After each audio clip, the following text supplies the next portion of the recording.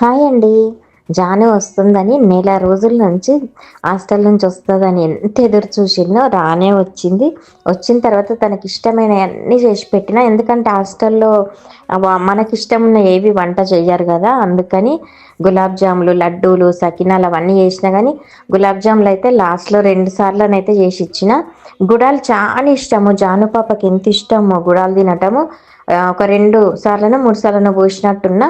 ఇక్కడ చూపిస్తున్నా కదా, అవే గుడాలు పోపేయాల ఉడికిన తర్వాత. జాను పోతుంది అని అంటే హాస్టల్కి మళ్ళీ వెళ్తుందంటే చాలా ఏడుపు వచ్చింది. ఇప్పుడు మీకు వాయిస్ పెడుతుంటే కూడా నాకు చాలా బాధ అనిపిస్తుంది. మళ్ళీ 2 నెలల దాకా నా బిడ్డ హాస్టల్లో ఉంటుంది కదా, మళ్ళీ మేమే కదా అనిపించింది. చాలా బాధ కదా పిల్లలు దూరం ఉంటే. అసలు ఎంత బాధ అనిపించిందో. ఉన్నన్ని రోజులైతే ఇట్టే గడిచిపోయినాయి, 15 రోజులు. తప్పకుండా లైక్ చేసి సబ్స్క్రైబ్ చేసుకోండి. బాయ్ అండి, థ్యాంక్ యూ.